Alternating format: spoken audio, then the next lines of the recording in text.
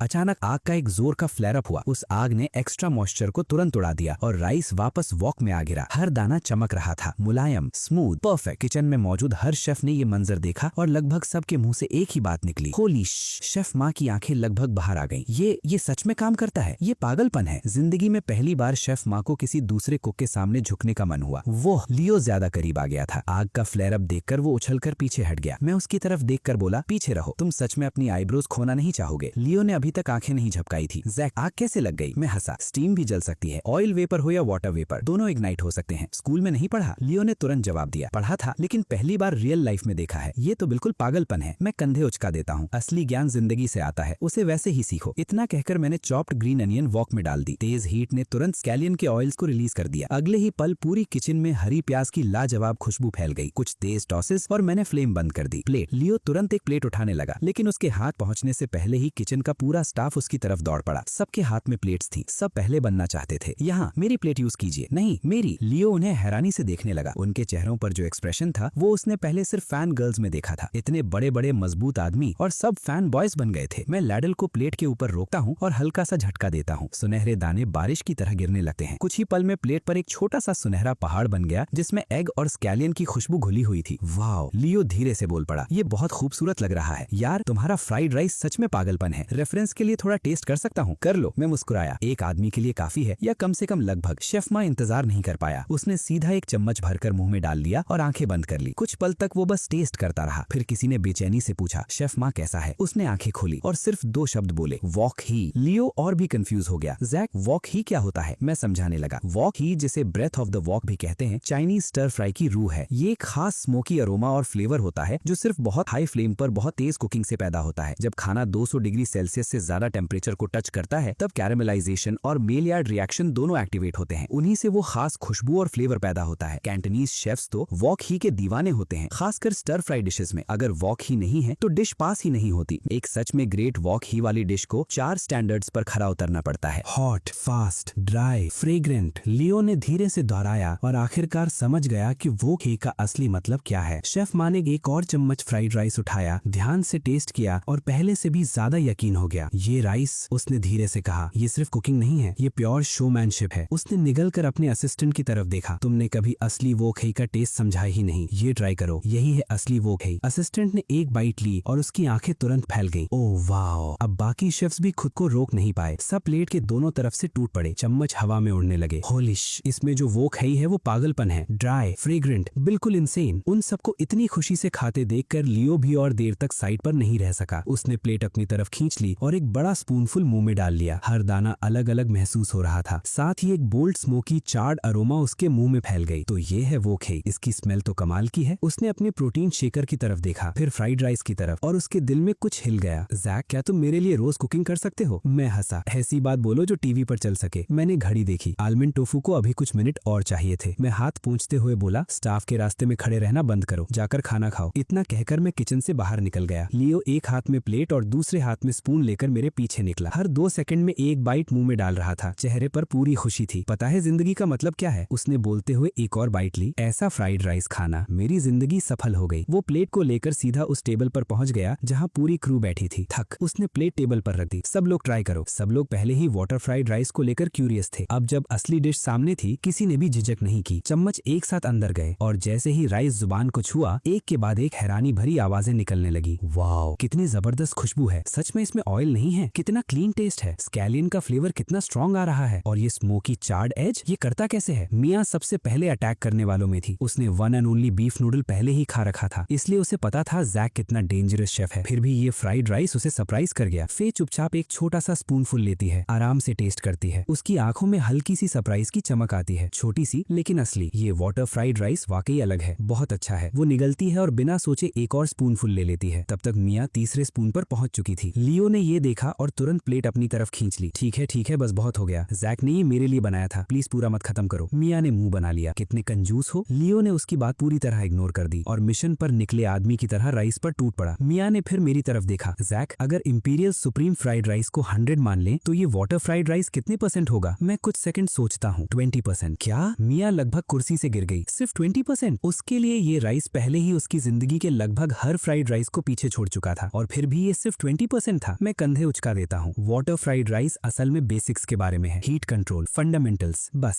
कुछ ज्यादा कॉम्प्लिकेटेड नहीं। कैमरामैन ने धीरे से सिर हिला दिया। अच्छा हुआ आपने ये बात किचन में नहीं बोली, वरना आधे शेफ्स अपने वॉक रखकर घर चले जाते। इसी दौरान रेस्टोरेंट की सिग्नेचर डिश टेबल पर आई, स्पाइसी स्टर फ्राइड क्लैम्स। फे ने एक बाइट ली। अगले ही पल उसका चेहरा लाल हो गया, लेकिन चॉपस्टिक्स रुकी नहीं। मिर्ची की आदत ही ऐसी होती है, जब आप अपनी लिमिट के बिल्कुल किनारे पर होते हैं तो जलन की फीलिंग को कम करने का सबसे आसान तरीका होता है एक और बाइट लेना। सब फे को देख रहे थे। वो एक के बाद एक क्लैम खा रही थी। तब किसी ने आवाज लगाई, फे बस करो, बहुत स्पाइसी है, तुम्हारा पेट हैंडल नहीं करेगा। फे ने नाक से सांस खींचते हुए कहा, मैं ठीक हूँ, सच में इतना स्पाइसी नहीं है। लेकिन उसकी चॉपस्टिक्स अब भी रुक नहीं रही थी। मैं उसे देखकर बोल पड़ा, ये डिश धीरे धीरे हिट करती है। मैं अपनी बात पूरी भी नहीं कर पाया था कि फे ने एक लंबी सांस खींची और दोनों उंगलियां अपनी कनपटियों पर रख दी। मैं हंस पड़ा। देखा, मैंने कहा था। फे ने मेरी तरफ देखा और थोड़ी ऊपर उठाई। मैं बिल्कुल ठीक हूँ। लेकिन उसकी बात पूरी होने से पहले ही उसका चेहरा उसका साथ छोड़ चुका था। उसकी हालत सब कुछ बता रही थी। मैं पहले ही वेटर को सिग्नल दे चुका था और किचन से आलमंड टोफू लाने को कह दिया था। उस डिश में जो मिर्ची यूज हुई थी वो बर्ड्स आई पेपर की एक जंगली वैरायटी थी, देश की सबसे तीखी मिर्चियों में से एक। फे अब सच में टूटने लगी थी। उसकी आंखों के कोने चमक रहे थे जैसे आंसू किसी भी पल बाहर आ जाएंगे। तभी वेटर एक ट्रे लेकर आया जिसमें छोटे और नाजुक बोल्स रखे हुए थे। मैंने देखा कि फे की आंखें सच में भर आई हैं, तो मैंने बोल्स की तरफ इशारा किया। आलमंड टोफू, एक बोल खाओ और जलन गायब। फे ने एक सेकंड भी नहीं सोचा, उसने तुरंत एक बोल अपनी तरफ खींच लिया और एक टुकड़ा मुंह में डाल लिया। हैरानी की बात ये थी कि जलती हुई तीखाहट वाकई कम होने लगी। फे ने गहरी सांस छोड़ी और तुरंत दूसरा टुकड़ा भी खा लिया। इस बार जब मिर्ची का असर हल्का हुआ तो उसे डिजर्ट का असली टेस्ट महसूस हुआ, रेशम जैसा स्मूथ, दूध और बादाम की गहरी खुशबू से भरा हुआ। ये बहुत अच्छा है, फे धीरे से बोली। वाटर फ्राइड राइस लाजवाब था, लेकिन ये आलमंड टोफू अलग ही लेवल का है, और सच कहूँ तो ये उसकी पर्सनालिटी को परफेक्टली सूट करता था। मियाँ की आंखें चमक उठी। उसने भी एक बोल पकड़ लिया। जैक, ये आलमंड टोफू है, लेकिन मुझे तो मिल्क पुडिंग जैसा टेस्ट आ रहा है। मैं जवाब देता उससे पहले ही लियो बोल पड़ा, आलमंड टोफू के मेन इंग्रेडिएंट्स आलमंड और मिल्क ही होते हैं। मैं बस हंस कर रह गया और फे की तरफ मुड़ गया। अब भी तीखा लग रहा है? फे ने ईमानदारी से सिर हिला दिया। बिल्कुल नहीं, मिर्ची का असर सच में चला गया। ये आलमंड टोफू कमाल का है और सच में काम करता है। कैसे? मैं समझाने लगा। ये क्लासिक डेजर्ट है, सदियों से इंपीरियल बैंक्वेट का हिस्सा रहा है। बादाम में एंटी इन्फ्लेमेटरी प्रॉपर्टीज होती हैं, खांसी और दर्द को कम करने में मदद करते हैं और थोड़ा कूलिंग इफेक्ट भी देते हैं। लेकिन असली हीरो मिल्क है। मिल्क में केसीन होता है। केसीन एक बहुत अच्छा इमल्सिफायर है। ये कैप्साइसिन मॉलिक्यूल्स को घेर लेता है और उन्हें स्टमक और इंटेस्टाइन्स की लाइनिंग से चिपकने नहीं देता। वही कैप्साइसिन बर्निंग सेंसेशन का असली कारण होता है, इसलिए मिल्क उस जलन को खत्म कर देता है। फे धीरे धीरे सिर हिलाती रही। फिर अचानक उसके दिमाग में एक बात आई, आलमंड टोफू बनने में वक्त लगता है, लेकिन ये बिल्कुल उस वक्त आया जब उसे जरूरत थी। इसका मतलब था कि जैक को पहले से पता था कि उसका यही हाल होने वाला है। उसने याद किया जब उसने एक्स्ट्रा स्पाइसी लेवल ऑर्डर किया था। उस वक्त जैक का एक्सप्रेशन एक्सप्रेशन थोड़ा अजीब था। शायद उसने तभी समझ लिया था कि क्या होने वाला है। ये आदमी भी ना सीधा मना क्यों नहीं कर दिया। लेकिन फिर उसे याद आया कि जैक ने वार्निंग दी थी। वो खुद ही एक्साइटमेंट में सबसे एक्सट्रीम लेवल पर जिद कर बैठी थी। शायद जैक को पता था कि उसे समझाने का कोई फायदा नहीं होगा, इसलिए उसने पहले ही एलमंड टोफू बनाकर रख दिया था। ये सोचकर फे ने मेरी तरफ देखा। Thank you. मैं पल भर के लिए हैरान हुआ, फिर हाथ हिला दिया। कोई बात नहीं, ये तो कुछ भी नहीं था। अब जब सबने देख लिया कि वो स्पाइसी क्लैम्स क्या कर सकते हैं, किसी ने उन्हें दोबारा हाथ नहीं लगाया। डिनर के बाद होटल लौटकर मैं टोफू बैंक्वेट के लिए चाहिए इंग्रेडिएंट्स की लिस्ट देखने लगा। इस बार रियलिटी में वापस आने के साथ एक नया मिशन भी मिला। मेरा टास्क था पूरा टोफू बैंक्वेट रिक्रिएट करना, हर डिश एक भी कम नहीं, और तब तक बनाना जब तक खुद एम्प्रेस इतनी संतुष्ट ना हो जाए कि खुशी से हिचकी ले बैठे। अगले दिन रेस्टोरेंट का मैनेजर डैनी सेट पर पहुंच गया। जैसे ही उसने मुझे देखा, उसने जोर से थूक निकला और फिर चेहरे पर बड़ी सी स्माइल आ गई। वो सीधा मेरे पास आया और मेरा हाथ पकड़ लिया। शेफ जैक, आपको फिर से देखकर बहुत खुशी हुई। मैं हर रात आपके बीफ नूडल का सपना देखता हूँ। वो बात कर रहा था लेकिन हर 2 सेकंड में थूक भी निकल रहा था। साफ देख रहा था कि उस बोल का टेस्ट अभी तक उसके दिमाग में धमाके कर रहा था। मैं हंस पड़ा। एक और बोल चाहिए? मैं बना दूंगा, बस मेरे साथ काम करो। डैनी ने बिना सोचे अपने सीने पर हाथ मारा। डन। कागज पर मैं मैनेजर हूँ, लेकिन असल में जो आप कहेंगे वही होगा। आप बोलो, मैं करता हूँ। डैनी शो का लीड सेलिब्रिटी था और सबसे आखिरी आने वाला मेंबर भी। अब जब सब लोग आ चुके थे, प्रोडक्शन ऑफिशियली स्क्रिप्ट मीटिंग शुरू कर सकता था। शो की स्क्रिप्ट कोऑर्डिनेटर टीना ने अपनी फाइल खोली और सीधा मेरी तरफ मुड़ गई। शेफ जैक, चलिए शुरू करते हैं। उस जो माउंट आई स्प्रिंग वाटर मैंने रिक्वेस्ट किया था, मैंने पूछा। टीना ने तुरंत जवाब दिया। लोगों को तायान भेज दिया गया है उसे कलेक्ट करने के लिए, लेकिन माउंट आई के बेस पर 64 अलग अलग स्प्रिंग सोर्सेज हैं और आपने हर एक से 1 बकेट पानी मांगा है। सिर्फ एयर फ्रेट का खर्चा ही आसमान छू लेगा। मैं शांत रहा। हम फॉरबिडन सिटी के अंदर शूटिंग कर रहे हैं, इसलिए इंपीरियल क्विजीन ही फोकस होना चाहिए। फर्स्ट एपिसोड में जो डिश मैं बनाऊंगा वो है माउंट टाई टोफू बैंक्वेट। इस बैंक्वेट का स्टार इंग्रेडिएंट है tofu. Mount tie tofu banquet Shandong cuisine की एक क्लासिक इंपीरियल फीस्ट है। पुराने जमाने में जब एम्परर माउंट टाई पर सीक्रेट माउंटेन रिचुअल परफॉर्म करने जाते थे, तब उनके लिए ये बैंक्वेट सर्व किया जाता था। रिचुअल से पहले एम्परर को स्नान करना पड़ता था, सेरेमोनियल रोब्स पहननी पड़ती थी और अपनी आत्मा को शुद्ध करने के लिए सिर्फ प्लांट बेस्ड फूड खाना पड़ता था। वही प्लांट बेस्ड मील था mount tie tofu banquet. Room में सब चुपचाप सुन रहे थे। मैं आगे बोला। इंपीरियल माउंटेन रिचुअल किसी भी एम्परर के लिए सबसे बड़ा सम्मान माना जाता था। जो भी एम्परर ये रिचुअल परफॉर्म करता, वो इसे पूरी श्रद्धा और गंभीरता के साथ लेता। इसीलिए माउंट आई टोफू बैंक्वेट के लिए जो टोफू बनता है वो सिर्फ माउंट आई के स्प्रिंग वाटर से बनाया जा सकता है। सिर्फ इतना ही नहीं, हर डिश के लिए अलग स्प्रिंग का पानी चाहिए। रूम में तुरंत हलचल मच गई। अलग स्प्रिंग क्यों? मैं समझाने लगा। जैसे 8 immortals at the yet pool dish के लिए क्वीन मदर स्प्रिंग का पानी चाहिए। Longevity star offers a peach dish के लिए ब्रॉड लाइफ स्प्रिंग का पानी। हर स्प्रिंग से बने टोफू की टेक्सचर अलग होती है। इसीलिए अगर पूरा ऑथेंटिक माउंट आई टोफू बैंक्वेट बनाना है तो माउंट आई का स्प्रिंग वाटर जरूरी है। किसी ने बेचैन होकर पूछा, ये थोड़ा ज्यादा नहीं हो गया? आखिर पानी ही तो है, फर्क कितना हो सकता है? मैं मुस्कुराया। फर्क बहुत बड़ा होता है। दुनिया के हर रीजन की जियोलॉजिकल स्ट्रक्चर अलग होती है, वही पानी की क्वालिटी को शेप करती है। प्लेन्स का पानी ज्यादा क्ले और सिल्ट लेकर आता है, इसीलिए उसका टेस्ट ज्यादा अर्दी होता है। माउंटेन वाटर मिनरल से भरा होता है, इसीलिए हार्ड होता है। एक ही माउंटेन पर भी फर्क होता है। पीक का पानी ज्यादा क्लीन सेटल होता है और टेस्ट क्रिस्प होता है। टी ब्रूइंग के लिए परफेक्ट। माउंटेन बेस का पानी ज्यादा मिनरल सेडिमेंट लेकर आता है, उसका बॉडी फुलर होता है। फिश फार्मिंग और टोफू मेकिंग के लिए बेहतर। लेकिन mount I spring water in सब से अलग है। उसके ज्यादा स्प्रिंग्स माउंटेन के बेस पर हैं, फिर भी उसकी हार्डनेस अनयूजुअली लो है। ऑक्सीजन कंटेंट भी बहुत हाई होता है। माउंट आई के पानी से बना टोफू बहुत फाइन और टेंडर कर्ड देता है। सॉफ्ट होता है लेकिन शेप मेंटेन रखता है। बर्फ जैसा सफेद, हल्की नेचुरल स्वीटनेस, स्प्रिंगी टेक्सचर और सबसे खास बात, लंबी कुकिंग के बाद भी टूटता नहीं। इसीलिए माउंट आई टोफू बैंक्वेट के लिए दुनिया में सिर्फ एक ही पानी सूटेबल माना जाता है, माउंट आई स्प्रिंग वाटर। टीना ने गहरी सांस ली। ठीक है, मुझे नहीं पता था कि बात इतनी गहरी है। इंपीरियल क्विजीन वाकई किसी और ही लेवल की चीज है। मैं हल्का सा मुस्कुरा दिया। इस सीजन की थीम है परस्यूट ऑफ परफेक्शन। अगर करना है तो पूरी तरह करेंगे। टीना ने बिना झिझक सर हिला दिया। शेफ जैक, मैं गारंटी करती हूँ कि स्प्रिंग वाटर टाइम पर यहाँ पहुंच जाएगा। और कुछ चाहिए हो तो बताइए। बेस्ट डिश बनाने के लिए जो भी जरूरी होगा हम अरेंज करेंगे, आप बस नाम लीजिए। मैंने भी फिर नहीं रुका। मैंने पूरी इंग्रेडिएंट लिस्ट एक एक करके सुना दी। Rare soybeans, special mountain mushrooms, wild vegetables, दर्जनों प्रीमियम इंग्रेडिएंट्स। टीना एक सेकंड भी वेस्ट नहीं कर रही थी। वो लगातार फोन कॉल्स कर रही थी। लोगों को सीधा सोर्स लोकेशंस पर भेजा जा रहा था। हर इंग्रेडिएंट को ढूंढने के लिए टीम्स निकल चुकी थी। मीटिंग चलते चलते शाम हो गई। मैं जानता था कि इस शो का एंकर मैं हूँ। अगर मेरा खाना डिलीवर कर गया तो पूरा सीजन हिट हो जाएगा और अगर मैं फेल हुआ तो सबकी मेहनत बेकार जा सकती थी।